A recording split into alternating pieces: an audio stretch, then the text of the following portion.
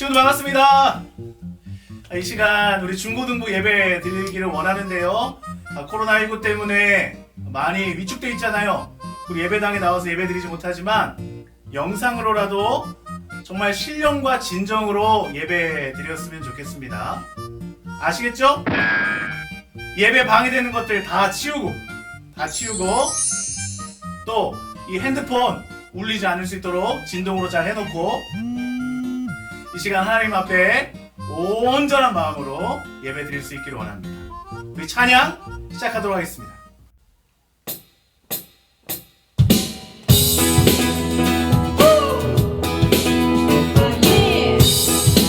자, 다같이 찬양해요.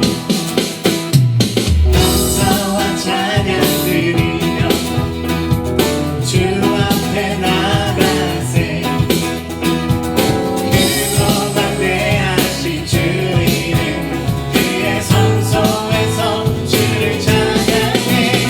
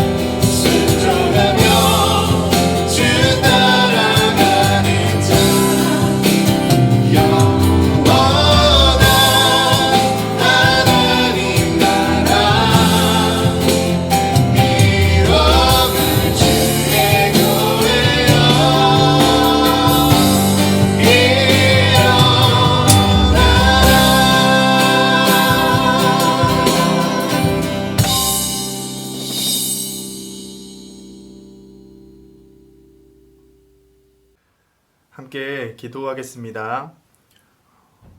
사랑의 하나님 감사합니다. 어려운 시기 가운데서도 하나님 앞에 이렇게 영상으로라도 예배드릴 수 있게 하시니 감사합니다.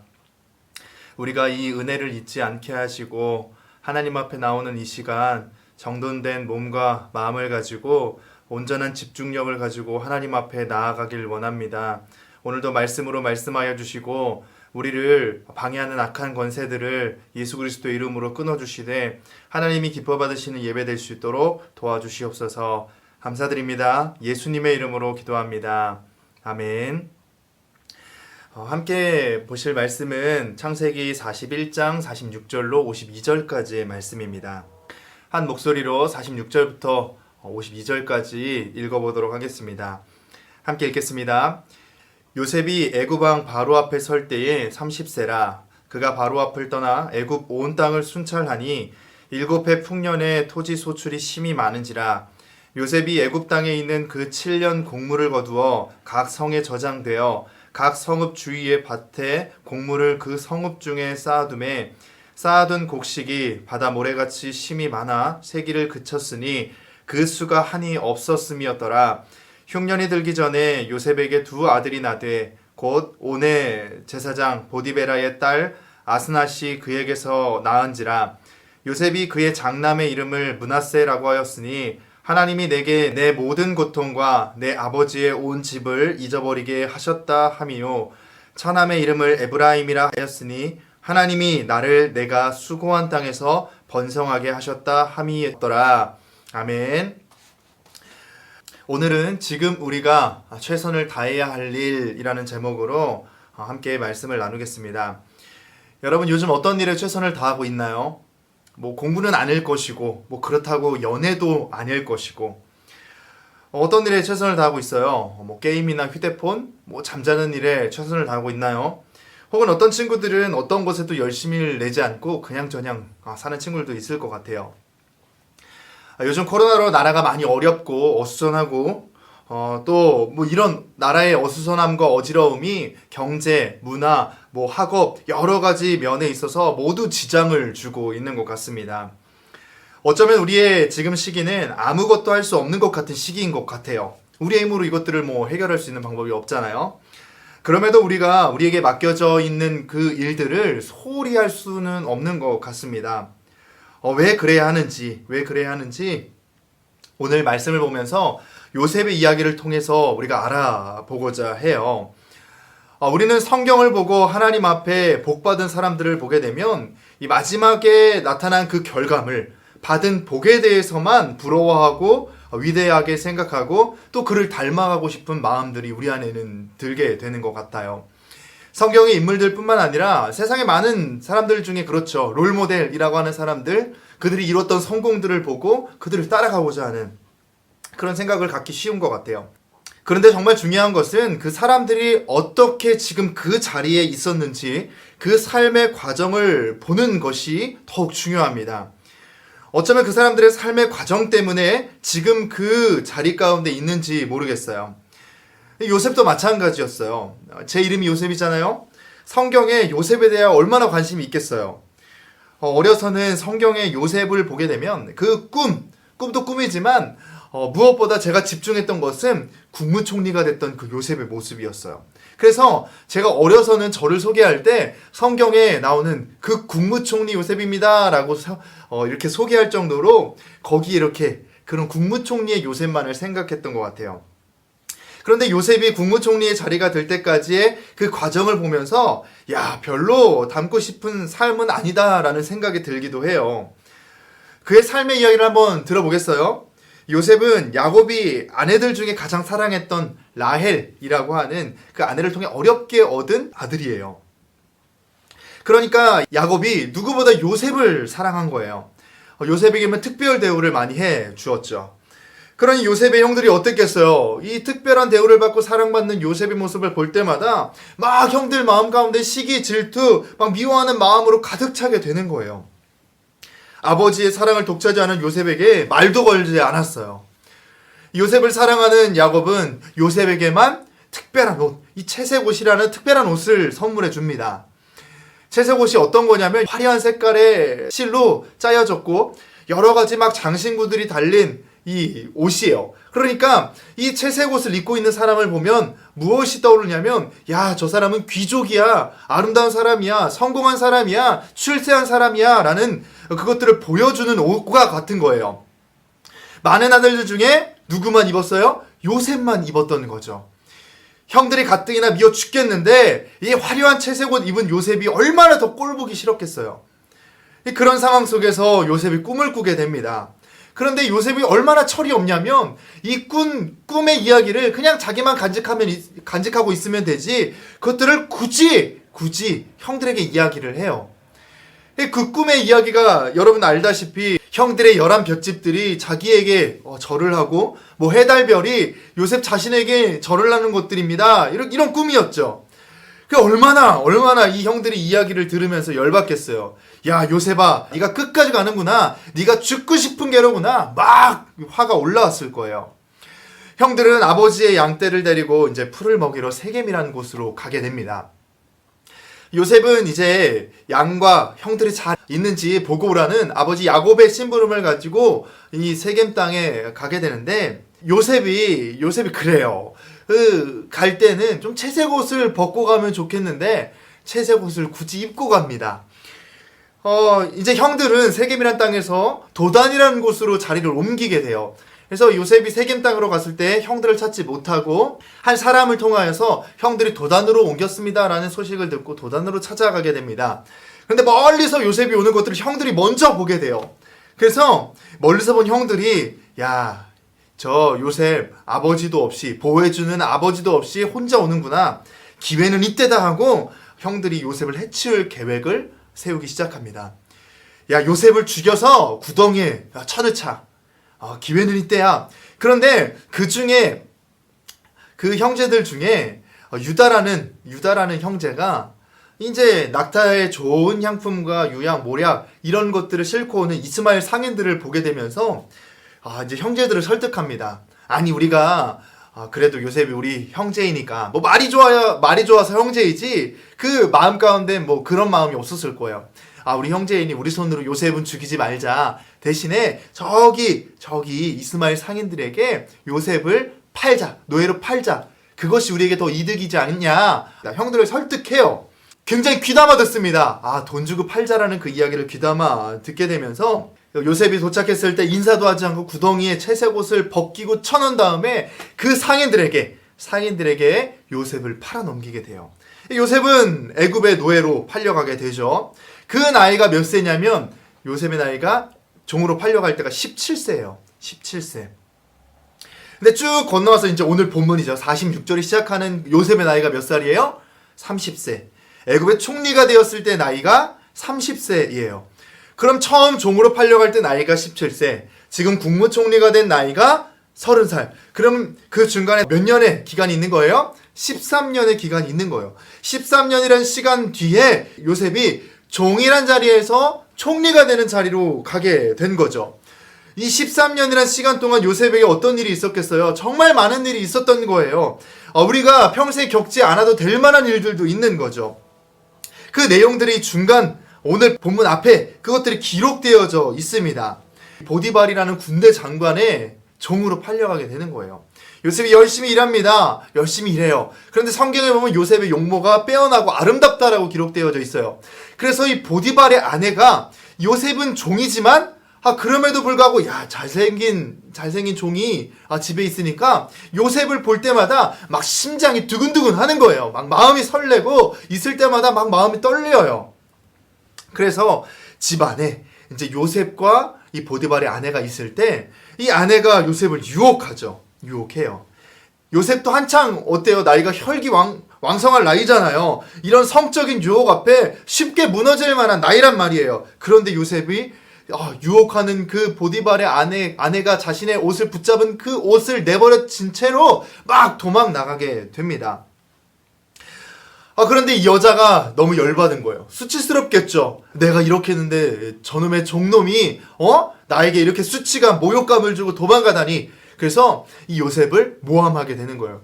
이 요셉이 나를 겁탈을 하겠다. 나를 어떻게 하려고 했습니다. 이렇게 막 모함을 하게 되죠. 요셉이 어떻게 돼요? 감옥에 갇히는 억울한 인생을 살게 됩니다. 감옥에 갇힌 요셉은 어때요? 그 안에서도 이 죄수들에게 모범이 돼요. 보디발의 종으로 있을 때도 그 안에서 최선을 다한 요셉은 인정받거든요. 근데 감옥이라는 자리 가운데 가서도 요셉은 최선을 다해서 열심히 한 결과 죄수들의 모범이 되어서 죄수들을 관리하는 죄수들 중에 대표가 되게 돼요. 그리고 나서 그 안에 2명의 꿈을 해몽을 해주고 살아날 때에 한 명에게 부탁을 하죠. 당신이 다시 당신의 자리를 회복하면 나를 좀 기억해 주십시오. 나의 이 억울한 인생 좀 왕에게 이야기 좀 해주십시오 라고 이야기를 하죠. 그런데 결과는 뭐예요? 그 회복된 그 사람이 요셉을 잊어버리게 돼요. 그러면은 이제 나중에 이 왕의 꿈을 해몽할 기회가 생겨서 그 회복된 이 술관원이 요셉을 기억함으로 다시 요셉이 이제 회복된 인생을 살게 되는 거예요. 그리고 나서 국무총리의 자리까지 앉게 되는 이 시간들을 보내게 됩니다. 여러분, 요셉이 국무총리 될 때까지 종으로 팔려가 보낸 세월이 13년이라는 세월이에요. 여러분, 똑같이 닮고 싶은 사람 있어요? 아마 없을 거예요. 그런데 우리의 삶도 보게 되면 이런 과정들 속에 있는 것이 아마 분명한 것 같습니다.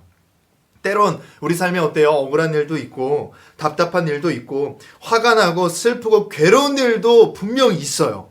그런데 성경은 13년의 이 억울한 요셉의 인생 속에서 한결같이 말하고 있는 것이 있어요. 그것이 무엇이냐면 하나님께서 요셉과 함께 하셨다. 하나님께서 요셉과 함께 하셨기 때문에 그의 인생이 어느 자리에 있든지 형통할 수 있었다라고 말을 해요. 몇 구절 찾아와 봤어요. 창세기 39장 2절에 보면 여호와께서 요셉과 함께 하심으로 그가 형통한 자가 되어 그의 주인 애굽 사람의 집에 있어.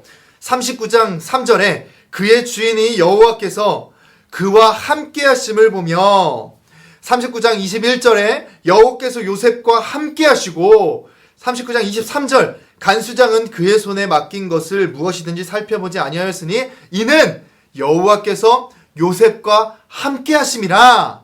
아멘. 정리해보자면 하나님께서 언제나 요셉과 함께 하셨다는 거예요.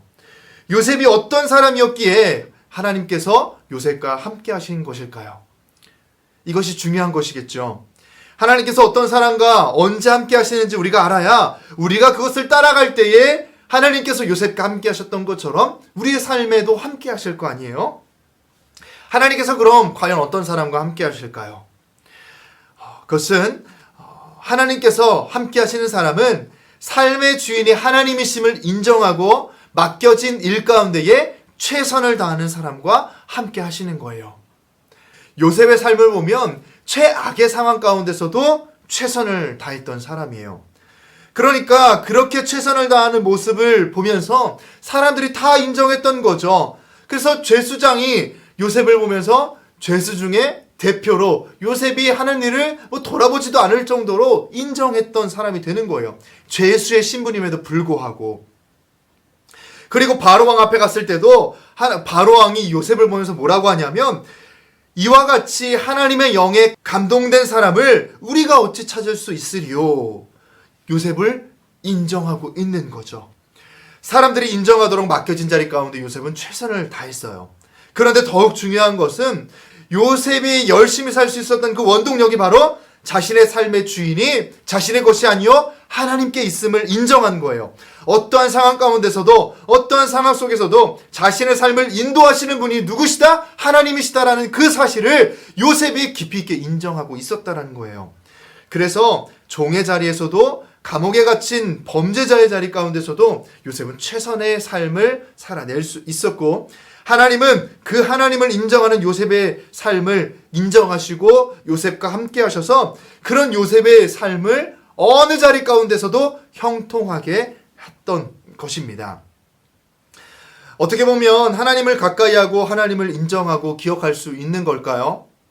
메시지 성경으로 골로새서 1장 23절 말씀을 좀 같이 읽어보려고 해요. 화면에 나올 것인데 같이 한번 소리내서 읽어봤으면 좋겠어요. 같이 읽어보겠습니다. 여러분은 신실한 결속의 털을 잡고 든든히 서서 끊임없이 메시지에 주파수를 맞추고 마음이 흐트러지거나 주의를 빼앗기는 일이 없도록 조심하십시오. 아멘.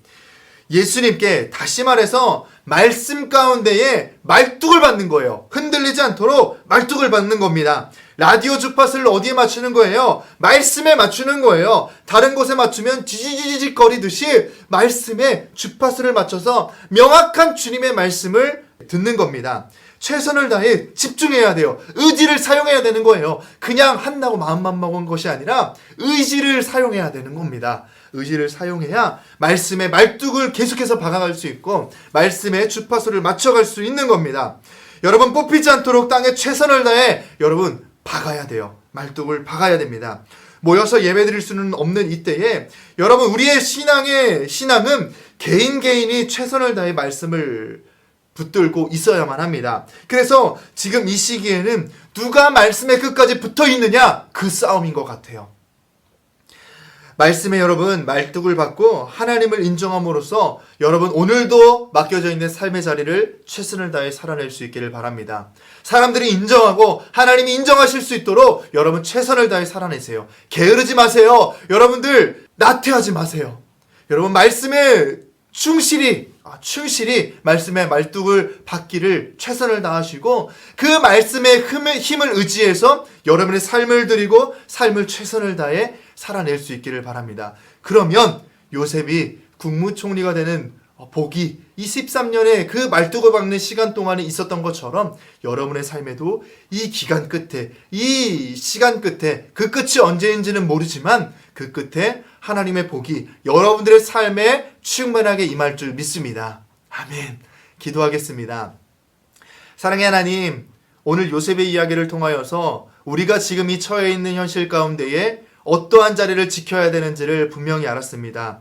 하나님, 우리가 다른 것에 말뚝을 받고 다른 것에 최선을 다하고 다른 것에 우리의 주파수를 맞추는 것이 아니라 오로지 하나님의 말씀, 요셉이 하나님 앞에 하나님을 인정하고 하나님께 주파수와 말뚝을 받고 감옥에 있는 그 자리 가운데서도 최선을 다했던 것처럼 우리의 삶의 자리, 아무것도 할 수 없는 것처럼 느껴지는 이 삶의 자리 가운데서도 하나님 말씀 놓지 않고 그 말씀을 우리의 의지를 사용해서 최선을 다해 말씀 앞에 말뚝을 받고 주파수를 맞춰서 하나님 말씀을 인정하게 하시고 그 말씀으로부터 오는 힘을 가지고 하루하루 최선을 다해 승리할 수 있도록 도와주시옵소서.